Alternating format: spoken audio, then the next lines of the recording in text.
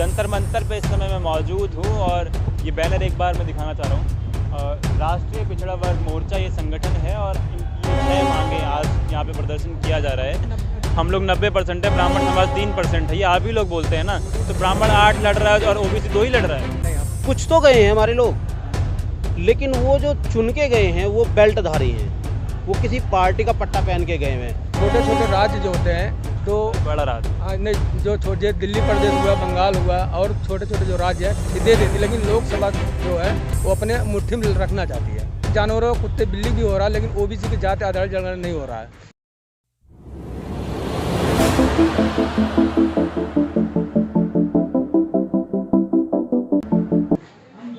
नमस्कार दोस्तों, मैं सुमित यादव। आप देख रहे हैं जनता जानना चाहती है दा सुनामी पर, और जंतर मंतर पे इस समय मैं मौजूद हूँ और ये बैनर एक बार मैं दिखाना चाह रहा हूँ। राष्ट्रीय पिछड़ा वर्ग मोर्चा ये संगठन है और इनकी ये 6 मांगें आज यहाँ पे प्रदर्शन किया जा रहा है। और 6 मांगें केंद्र सरकार द्वारा जातिगत आधारित गिनती एवं ओबीसी की गिनती करने से इनकार करने के विरोध में है। एक तो तीनों कृषि कानूनों के विरोध में है, ईवीएम के विरोध में है, निजी क्षेत्र में आरक्षण लागू किया जाए और पुरानी पेंशन स्कीम बहाल करने के लिए, और एनआरसी, सीए, एनपीआर के विरोध में यहाँ पे आज प्रदर्शन किया जा रहा है। तो क्योंकि राष्ट्रीय पिछड़ा वर्ग नाम है, तो पहले तो हम शुरुआत वहीं से करेंगे। जातिगत जनगणना की जो बात थी, सन 2021 चल रहा है, जातिगत जनगणना इस बार होनी थी, 2011 में हुई थी, लेकिन हालांकि उसकी गिनती जो है वो सामने आई नहीं, आंकड़े ठीक रूप से सामने नहीं दिखाए गए। 21 में होनी थी और सरकार ने साफ तौर से सदन में मना किया कि हम जातिगत जनगणना नहीं कराएंगे। तो उसके विरोध में कई जगह हमने प्रदर्शन देखे और तमाम जो विपक्ष है, विपक्ष ने कहा भी कि हाँ जातिगत जनगणना होनी चाहिए। उसी के विरोध में आज यहाँ पे सब बैठे हुए हैं। संयोजक हैं जी, सर क्या नाम बताया आपने? मेरा यहाँ फिरतू राजभर है और हाँ जी। तो संयोजक हैं आज के इस प्रदर्शन के। और सर ये संगठन आपका कहाँ कहाँ है? ये संगठन पूरे मतलब भारत में है। तो आज पूरे भारत में इसका चल पूरे भारत में मतलब धरना प्रदर्शन पूरा भारत में होगा। और दूसरा नंबर है कि जात आधारित जनगणना ओबीसी जातियों को पक्का होना चाहिए। ये SC/ST हो भी रहा है, यहाँ तक जानवरों कुत्ते बिल्ली भी हो रहा है, लेकिन ओबीसी की जाति आधारित जनगणना नहीं हो रहा है। इनको हिस्सेदारी मतलब 100% मिलनी चाहिए। तो आप यहाँ पे खाली सिर्फ ओबीसी की बात करने बैठे हैं? नहीं, मतलब SC/ST OBC माइनॉरिटी जो धर्म परिवर्तित लोग हैं, इस सभी को मतलब जात आधारित जनगणना में होना चाहिए। किसके पास कितना हिस्सा मिला है। सरकार ने तो मना कर दिया साहब। सरकार ने अगर मना कर दिया, सरकार भी उठेगा जाएगा भी, ऐसा नहीं है कि रुकेगा। सरकार भी यहाँ से बदलेगा। यूपी से ने मतलब साफ होने वाला है। सरकार बदलने के लिए बैठे हैं या अपनी मांग के लिए बैठे हैं? नहीं, मांग अगर नहीं सुना जा रहा तो क्या करेगा जनता? जो ओबीसी जातियाँ हैं उनको क्या करेगा वो? सरकार हटा देंगे? हाँ, सरकार हटाने का प्रयास करेंगे पूरा। राजभर जी कह रहे हैं? हाँ, राजभर जी कह रहे हैं। तो ओम प्रकाश राजभर के साथ हैं आप? नहीं, ओम प्रकाश राजभर के साथ में हम बहुजन मुक्ति पार्टी के साथ है और पिछड़ा वर्ग मोर्चा मतलब संगठन है, उसका बहुजन मुक्ति पार्टी समर्थन हमारा करता है। हाँ जी। तो फिर ये बताएं, क्योंकि ये सारे मुद्दों पे आऊँगा मैं एक एक करके। तो सरकार साफ तौर से सदन में ये कह चुकी है कि हम लोग गिनती नहीं कराएंगे। हालांकि तमाम जो विपक्षी थे, विपक्षी पार्टियों के नेता थे, उन्होंने कईयों ने बात कही कि नहीं, गिनती होनी चाहिए। और कुछ पार्टियां हैं जो हमेशा से इसकी बात करती हुई आई हैं, जो पिछड़ों की पार्टियां अपने आप को बताती हैं, चाहे वो उत्तर प्रदेश में समाजवादी पार्टी है, ओम प्रकाश राजभर की सुहेल देव पार्टी है। ये अपनी बात ये हमेशा से करते, पिछड़ों की बात हमेशा से करते हुए आए हैं, लेकिन हो कहाँ रही है? सदन में हमारी सदन में जो विपक्ष गिनती है वो कम है, सदन में पिछड़ों की गिनती वो भी कम है, तो कैसे बात सुनी जाएगी? देखो, ये सब सभी समस्याओं का जड़ है ईवीएम मशीन से जीता हुआ जो अपने मन मर्जी काम करेंगे वो। जब तक ईवीएम मशीन रहेगा, SC/ST OBC का अधिकार नहीं देंगे। और SC/ST OBC का ईवीएम विरोधी मतलब पूरे देश में आंदोलन होना चाहिए SC/ST OBC का। जब तक ईवीएम मशीन रहेगा तो मतलब OBC SC/ST का अधिकार मिलेगा नहीं। कहीं नीचे से लेकर ऊपर तक मनुवाद समस्या बैठे हुए हैं और मतलब बात तो हमारे लिए बहुत कुछ करते हैं, लेकिन काम करने के लिए कुछ नहीं करते हैं। जब आप ईवीएम का विरोध करते हैं तो सवाल उठता है कि बंगाल में बुरी तरह हार मिली बीजेपी को, दिल्ली में बुरी तरह हार मिली बीजेपी को, तो ईवीएम की बात करते हैं तो फिर सवाल यहाँ खड़े होते हैं ना। देखो, केंद्र सरकार क्या करती है कि छोटे छोटे राज्य जो होते हैं तो बड़ा राज्य नहीं, जो छोटे दिल्ली प्रदेश हुआ, बंगाल हुआ और छोटे छोटे जो राज्य हैं ये दे देती, लेकिन लोकसभा जो है वो अपने मुट्ठी में रखना चाहती है। अच्छा, आप चाहते हैं कि लोकसभा के चुनाव जो है वो ईवीएम से ना हो, बाकी राज्य में होते रहे? कोई नहीं, राज्य में सभी मतलब होना चाहिए, जड़ से लेके ऊपर तक, नीचे से लेके ऊपर तक सब मतलब बैलेट पेपर से चुनाव होना चाहिए। जो इनको क्या करते हैं, कुछ ये मानते 10 जगह अगर चुनाव हो रहा है, 1-2 राज्य मतलब दूसरे पार्टियों को दे देते हैं, 5-6 राज्य अपने पास रख लेते हैं। तो इस सेंटर में केंद्र सरकार में रहना चाहते हैं और छोटे छोटे जो मतलब क्षेत्रीय मतलब जो सिस्टम है वो मतलब जय मानती यहाँ पे आम आदमी को दे दिया, पीछे ममता बनर्जी को दे दिया और राजधानी दे दी। बताओ आप। राजधानी मतलब इनको दिखावा है कि ईवीएम द्वारा, ये भी केजरीवाल सरकार भी चुन के आया है, केजरीवाल सरकार ईवीएम द्वारा चुन के आया हुआ है और तुम्हारा ममता बनर्जी ईवीएम द्वारा ये भी चुने हुए हैं। कहीं से बीच में हम सबको हिंदू मुस्लिम लड़ा देते हैं, बाद में सब ईवीएम वाला मुद्दा पीछे से कर लेते हैं अपना काम। इसको बिना हटे मतलब ओबीसी को SC/ST को अधिकार मिलना नामुमकिन है। जब तक ईवीएम नहीं हटेगा तो ओबीसी SC/ST को अधिकार नहीं मिलेगा। जो सत्ता में रहता है तो अपना पूरा मतलब वर्चस्व रखता है कि हम किसी तरह। कहने का मतलब ये है, मैं शुरुआत में ही बोला मैंने कि जब तक सदन में आप लोग नहीं पहुंचेंगे, राजभर समाज सदन में नहीं पहुंचेगा, कुर्मी समाज सदन में नहीं पहुंचेगा, जब तक पिछड़ा समाज SC/ST OBC माइनॉरिटीज़ है इस सदन में नहीं पहुंचेगा तो बात आपकी रखी कैसे जाएगी? इसमें ईवीएम कहाँ से आता है सामने? आप चुनाव लड़ेंगे तो पहुँचेंगे नहीं, चुनाव लड़ने के लिए हमारे समाज के बहुत से आदमी तैयार हैं, लेकिन उसको ईवीएम द्वारा पीछे कर दिया जाता है और अगर वो पीछे हट गया मतलब किसी तरह से ने अगले आदमी लड़ना कोशिश किया और लड़ भी गया और मतलब उसको ईवीएम द्वारा पीछे कर दिया गया। तो इनको ज़्यादातर अगर 10 जगह मतलब ब्राह्मण लड़ रहे हैं तो 8 ब्राह्मण जीता, 2 OBC के पीछे हो जाते हैं। तो ईवीएम द्वारा सेटिंग से ने मतलब SC/ST OBC को मनोबल दबाया जा रहा है। ईवीएम 8 क्यों लड़ रहे हैं? नहीं, आप ही लोग बोलते हैं कि ब्राह्मण 3% हैं, हम लोग 90% हैं, हम लोग 90% है, ब्राह्मण समाज 3% है, ये आप ही लोग बोलते हैं ना। तो ब्राह्मण 8 लड़ रहा है और OBC 2 ही लड़ रहा है। नहीं, हमारे कहने मतलब है अगर 100% जहाँ ब्राह्मण लड़ते हैं, 100% जहाँ लड़ते हैं तो 80% ब्राह्मण जीतते, 20% OBC जीतता है। अगर पूरे देश में 3.5% है, अगर 130 करोड़ की जनसंख्या है तो 30 करोड़ आदमी मतलब 110 करोड़ SC/ST OBC है और 20 करोड़ मतलब तुम्हारा वो अपर क्लास हो गया, वो ब्राह्मण क्षत्रिय वैश्य हो गए। वो हर एक सेक्टर में लड़ने लेते आ रहे हैं, ऊपर से लेकर नीचे तक वही है। जो कोर्ट से लेके जज से लेके नीचे वकील तक जाकर अगर 100 वकील मिलेंगे तो SC/ST का मतलब 15-20% मिलेंगे, नहीं सब लगभग वही मिलेंगे।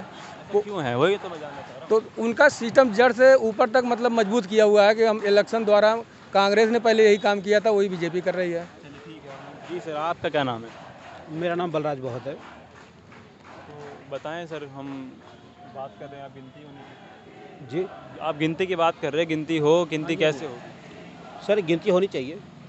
हाँ, बिल्कुल होनी चाहिए और ये एक आम आदमी इस आवाज़ को उठाए, ये नाइंसाफ़ी है। जो सदन में लोग बैठे हैं उनको भी इस बात को उठाना चाहिए। जब तक अभी बताया ना सदन में आप लोग हैं कहाँ? जब तक सदन में जो लोग चुन के गए हैं, कुछ तो गए हैं हमारे लोग, लेकिन वो जो चुन के गए हैं वो बेल्टधारी हैं, वो किसी पार्टी का पट्टा पहन के गए हुए हैं। जो पार्टी गाइडलाइंस उनको देती है वो उस पर ही बात करते हैं, वो आम जो मुद्दे हैं उन पर बात नहीं करती है। तो ऐसा होना चाहिए कि जातिगत जनगणना हो, फिर उनको उनकी हिस्सेदारी मिले ताकि वो आवाज़ उठा सके। अच्छा, एक बात आप मानते हैं कि नहीं? सवाल मैं तब करूंगा अगर आप मान देंगे कि BJP श्रवण की पार्टी, ये बात मानते हैं कि नहीं मानते? हाँ, सच है। BJP श्रवण की पार्टी है, तो केशव प्रसाद मौर्य को आप बैकवर्ड देख के आप वोट दे देते हैं? वो तो हुआ ना? हाँ, नहीं, आप सही कह रहे हैं केशव प्रसाद मौर्य आपकी आवाज़ नहीं उठाते हैं तो बोलते केशव प्रसाद मौर्य हमारी आवाज़ नहीं उठा रहे हैं। मैंने आपको शुरू में ही बताया कि वो पार्टी के लोग हैं, हमारे लोग नहीं हैं। तो आप पार्टी नहीं देखते हैं ना, वोट नहीं, वोट देते समय जो लोग उनको वोट दे रहे हैं वो सोचते हैं कि ये हमारा साथी होगा, भाई हमारी जाति का है, सोचा ऐसा जाता है, लेकिन होता उसका उल्टा है। वो हमारे लिए कुछ नहीं करता, वो अपना व्यक्तिगत स्वार्थ पूरा करता है, हम लोगों के लिए नहीं करता है। तो इसीलिए हम चाहते हैं कि जातिगत जनगणना हो ताकि हमारे लोग निकल के आएँ। और भी मुद्दे, ये निजी क्षेत्र में आरक्षण लागू किया जाए, इसमें क्या है? हाँ जी सर, ऐसा है, जब भारत के अंदर LPG लाया गया 92 में, 1992 में, उसके बाद से ही निजी क्षेत्रों में एकदम से जो ना बवंडर रचा गया कि भाई अगर निजी हो जाता है, किसी चीज़ को निजीकरण कर दिया जाता है तो उसमें ज़्यादा प्रोग्रेस होगी, ऐसा इन्होंने दिखाया। लेकिन मजदूर का उसमें कोई प्रोग्रेस नहीं है। निजी क्षेत्र में जाने के बाद में मजदूर का तो दोहन हो रहा है उल्टा। और अगर शिक्षा की हम बात करें तो शिक्षा में भी उल्टा हो गया। निजी क्षेत्रों में आने के बाद तो सभी बच्चों को जो है शिक्षा मिलनी चाहिए, लेकिन यहाँ उल्टा हुआ। कुछ पूंजीपति लोगों के जो बच्चे हैं वो अच्छे स्कूलों में जाकर क्या है हाई एजुकेशन ले रहे हैं, और जो छोटे लोग हैं, गरीब लोग हैं, उन लोगों के बच्चों को जो है शिक्षा सही नहीं मिल रही है।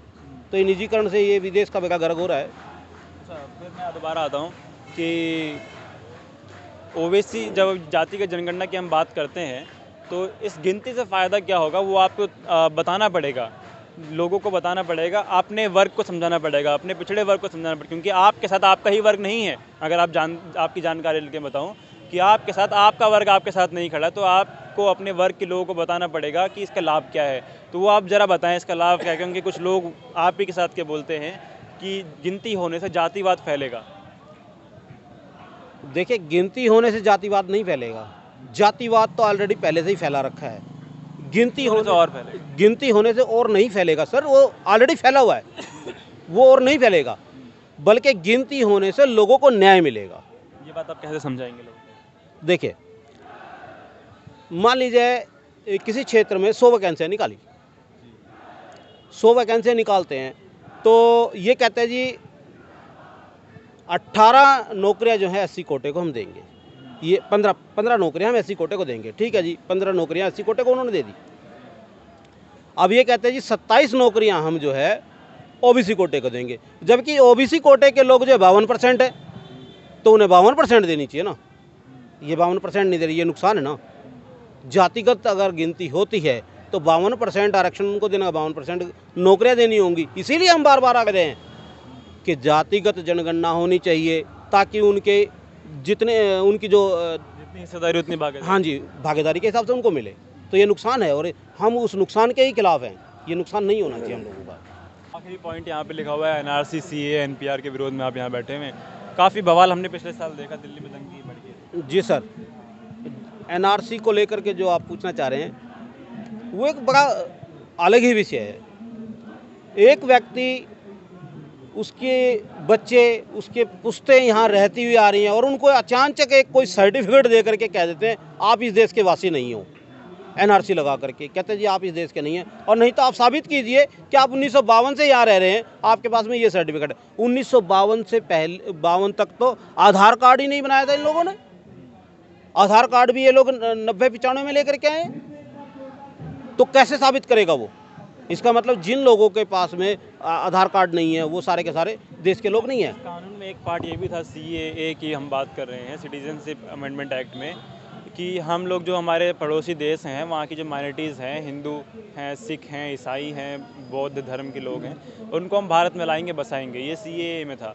यहाँ पे पीछे आपके बगल में प्रदर्शन चल रहा है कि बांग्लादेश में जो हिंदू का अत्याचार हो रहा है उसके खिलाफ यहाँ पे प्रदर्शन किया जा रहा है। तो इसमें गलत क्या है? हमारे जो लोग हैं उनको गलत ये है, जो पेट से निकला हुआ है उसकी वैल्यू नहीं है, अडॉप्ट किए हुए की वैल्यू है। गलत ये है, जो भारत के अंदर जो लोग रह रहे हैं उनको आप संभाल नहीं पाए, उनको आप संभाल नहीं पाए हैं और कह रहे हैं जी हम जो है ना विदेश से लेकर के आएंगे, जो विदेश में जो हिंदू बसे हुए हैं उनके साथ अत्याचार हो रहा है, हम उनको ठीक करेंगे। आपके भारत सरकार के अंदर ही रोज हर दिन, बल्कि 3 मिनट बाद एक जो है दुष्कर्म, 3 मिनट बाद एक हत्या हो जाती है। आप उस पर तो ध्यान दे नहीं पा रहे हैं और बाकियों को ला करके यहाँ ठीक करेंगे। कौन देगा? ये सरकार को देखना चाहिए ना कि दूसरे को गोद कहते हैं जी अडॉप्ट किए हुए को हम खिलाएंगे और जो पेट से पैदा हुआ है उसको अभी रहने देते रहते पेट भर जाएगा बाद में। ऐसा नहीं होना चाहिए। पहले जो पेट से पैदा हुआ पहले उसको संभालो। हम इस देश के नागरिक हैं, हमें तो आप अधिकार दे नहीं पाए आज तक, और आप बाहर के देशों से लाए हुए लोगों को अधिकार देंगे, कहाँ से देंगे? चलिए ठीक है जी सर। आपसे आखिरी सवाल, क्योंकि यूपी चुनाव बहुत नज़दीक हैं और अभी सुहेल देव समाज पार्टी का गठबंधन हुआ समाजवादी पार्टी के साथ, अखिलेश का राजभर और गठबंधन हुआ। हमने मऊ में एक विशालकाय रैली भी देखी दोनों की। तो उत्तर प्रदेश से अगर आप आते हैं तो बताएं उत्तर प्रदेश का क्या हाल चाल है? उत्तर प्रदेश का इस टाइम हाल है, उत्तर प्रदेश की राजनीति जो है वो तय करती है दिल्ली की राजनीति, और एक पिछड़ा वर्ग जो है उत्तर प्रदेश, बिहार, मध्य प्रदेश और छत्तीसगढ़, ये एक बहुत बड़ा केंद्र है जहाँ पे पिछड़े लोग जो हैं, पिछड़ा वर्ग जो है वो ज़्यादा है। उत्तर प्रदेश में राजनीतिक इस टाइम जो हवा रुख चल रहा है वैसे अखिलेश यादव के सपोर्ट में। दूसरा नंबर ये है कि मायावती अब की बार शायद अंतिम चुनाव लड़ेगी, और तीसरा नंबर है योगी सरकार जो है कुछ सीटों पे मतलब हेरा फेरी करके निकल सकता है, कुछ सीटों पे, सब पे नहीं। अब की ईवीएम का जो मुद्दा हर जन लोग जानना शुरू कर दिए हैं, इसके विरोध में उतरने के लिए मतलब तैयारी मतलब करना शुरू कर दी। ईवीएम से चुनाव होता है तो जो कि मेरे को लगता है 90% चांस है। हाँ, अगर ईवीएम से चुनाव होता है कि 90% नहीं, इतना लेगा कि जो कोई बोलने लायक न रहे, जितना सत्ता मुझको सीट चाहिए पूरा ले लेगा ईवीएम द्वारा। उसके बाद में कहेगा भाई और आदमी जीत गए, जो अभी बोल रहे हो दिल्ली जीत गया या बंगाल जीत गया, वो सिस्टम ऐसा करेगा जो मतलब अपने सत्ता में पावर में रह ले और दूसरे और पार्टियों को थोड़ा थोड़ा करके जितवा देगा। वो इतना कर सकता है इस सत्ता में। और आप कह रहे हैं कि ईवीएम से चुनाव हुआ तो योगी जी दोबारा सत्ता में आएंगे? हाँ, आ सकते हैं, 100% आएंगे ये भी। और अगर बैलेट पेपर से चुनाव होगा तो अखिलेश यादव पहला नंबर, एक नंबर, हाँ, एक नंबर पे हैं। एक बहुत बड़ा वर्ग जो है पिछड़ा उत्तर प्रदेश में है ना? पिछड़ों की संख्या उत्तर प्रदेश में ज़्यादा है गैर अगर हम श्रवणों की बात करें तो उनके मुकाबले। फिर भी आप बात करते हैं कि योगी की सरकार बन जाएगी, इसका मतलब पिछड़ा जा रहा है क्या साथ? नहीं नहीं, ऐसा है कि जो ओबीसी जातियाँ हैं वो धर्म के पीछे, मतलब उनको नशा पिलाया गया, धर्म के पीछे भागते हैं। उनका क्या, हाँ, मंदिर मस्जिद पीछे होगा। अभी बीच में कुछ मीडिया वाला खुद ही मतलब षड्यंत्र करके चलाएगा हिंदू मुस्लिम। वैसे पहला नंबर जो अखिलेश यादव है, मतलब पहले नंबर का मतलब वहाँ का मान है, लेकिन दूसरे नंबर पर बीएमपी है। वहाँ पे बीएमपी का भी जनाधार जो है पूरे यूपी का बढ़ना शुरू हो गया है कि मतलब मायावती से दूसरे नंबर पे है, योगी तीसरे नंबर पे जाएंगे अगर मतलब बैलेट पे चुनाव हुआ तो। बैलेट से चुनाव हुआ तो योगी जी तीसरे नंबर पर रहेंगे, दूसरे पे बीएसपी रहेगी। बीएमपी पहले नहीं, बीएमपी नहीं, दूसरे गठबंधन जो अभी वामन मेश्राम साहब बना रहे हैं, हाँ, 5 से 7 लाख के बीच में जो बहुजन मुक्ति पार्टी जी, अभी रमाबाई अंबेडकर मैदान पर 9 तारीख को महारैली हुई, जिसमें 20 से 25 पार्टियां थी, राजनीतिक पार्टियां, उन्होंने भी सहभाग दिया और सामाजिक संगठनों ने दिया। बीएमपी चुनाव इस बार लड़ते हैं? बिल्कुल लड़ रही है। लड़ेगी। कितनी सीटों पे? पूरे पूरे सीटों पर लड़ने का प्लान है। जहां कैंडिडेट हमारा नहीं मिलता है वहां पर हम हमारे जो बहुजन समाज के लोग होंगे उनको सपोर्ट करेंगे। बहुजन समाज में किसको? चंद्रशेखर 85% में से होगा और वो भी जो है हमारे मुद्दों की बात करेगा तो हम उसको सपोर्ट करेंगे। चंद्रशेखर जी आपके मुद्दे की बात करते हैं कि नहीं करते? जो भी करेगा अब पूछ रहा हूँ, जो भी मतलब मैं एक नाम लेके पूछ रहा हूँ, उनके बारे में आप क्या सोचते हैं? वो जहाँ भी सपोर्ट करेंगे हम उनको सपोर्ट करेंगे। वो अगर हम हमारे मुद्दों की बात करेंगे तो हम सपोर्ट करेंगे। मैं जानना चाह रहा हूँ कि मैं उत्तर प्रदेश से होके आया, बीएमपी में नाम माफ़ कीजिएगा लेकिन मैं पहली बार नाम सुन रहा हूँ, ठीक है? तो लेकिन ज़मीन पे फिर इसका, मैं पहली बार नाम में सुन रहा हूँ, तो ज़मीन पे इसका मतलब बीएमपी है नहीं? रैली रमाबाई अंबेडकर मैदान पे हुई लखनऊ पे 9 तारीख को, उसको जो है किसी मीडिया ने इसको हाईलाइट नहीं किया। सोशल मीडिया में भी बिल्कुल ना के बराबर लोगों ने कुछ भी उसका रिस्पांस नहीं दिया, हाइड करने का काम किया। एक तो ब्राह्मणवादी मीडिया जो हाइड करता है वामन मेश्राम साहब को या बहुजन मुक्ति पार्टी को, राष्ट्रीय पिछड़ा वर्ग मोर्चा को या बहुजन क्रांति मोर्चा को, तो उसके साथ साथ आज अब हमारे भी बहुजन समाज का जो सोशल मीडिया है वो भी उनको हाइड कर रहा है। अब वो क्यों हाइड कर रहा है ये तो मैं नहीं बता सकता हूँ, लेकिन ये जो महागठबंधन लोग चंद्रशेखर को दिखाते हैं, लेकिन ऐसी बात नहीं, उनका दिखाते तो चंद्रशेखर को दिखाते हैं, वो उनके अपने स्तर की बात है, उनको दिखा रहे हैं। अब मेश्राम साहब को क्यों हाइड कर रहे हैं, अब ये भी उन्हीं के स्तर की बात है, वो बता सकते हैं। चंद्रशेखर को दिखाने का क्योंकि ये है कि चंद्रशेखर हाथरस रहे, चंद्रशेखर सोनभद्र रहे, चंद्रशेखर पलिया में रहे, जहाँ भी पिछड़ों के साथ अत्याचार हुआ चंद्रशेखर वहाँ रहे। इंडिया में रह रहे हैं, जगह जगह रह रहे हैं, आए दिन उनके कार्यक्रम होते हैं, जहाँ भी अत्याचार हुआ चंद्रशेखर वहाँ पहुँचे। तो पहुंचना अच्छी बात है, हम नहीं कह रहे कि नहीं पहुंचे हैं, हम नहीं तो क्या जो हमारी महारैली हुई उसको ना दिखाने का क्या कारण रहा? कुछ तो कारण रहा होगा ना, तो क्यों नहीं दिखाया मीडिया ने? मीडिया को दिखाना चाहिए। चलिए ठीक है, आप फिर चुनाव लड़ने की बात कर रहे थे, तो चुनाव आपको कितनी उम्मीद है कि आप चुनाव इस बार जीत पाएंगे, मुख्यमंत्री अपना बनाएंगे या फिर किस तरीके से होगा? देखिए, अगर बैलेट पेपर या किसी से गठबंधन करना चाहिए? बैलेट गठबंधन के लिए हम तैयार हैं। पार्टी हमारी जो भी हमारे साथ में आएगा हमारे मुद्दों पे आएगा, हमारे मुद्दे क्लियर हैं। जैसे यहाँ पे क्लियर आपने देखा, मुद्दों पे या सीट पे?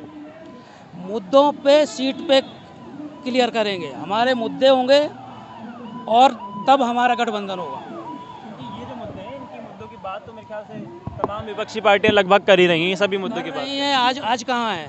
आज जो जाति आधारित जनगणना के लिए सरकार ने मना कर दिया। अब कौन है जो हमारे अलावा उठा रहा हो आवाज़?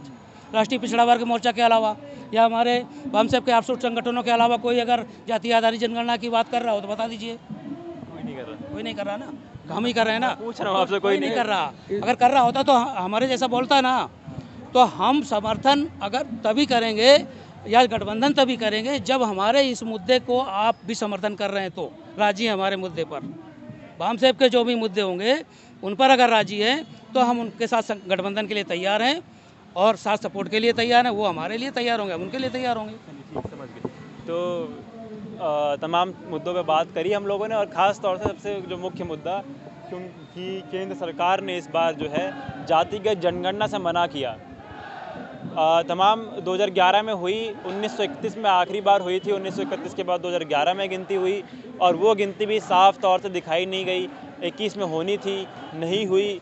और क्यों नहीं हुई, उसका कोई कारण नहीं है, क्योंकि साफ तौर से मना किया, सीधे मना किया कि हम लोग गिनती जातिगत आधार पे हम लोग नहीं कराएंगे।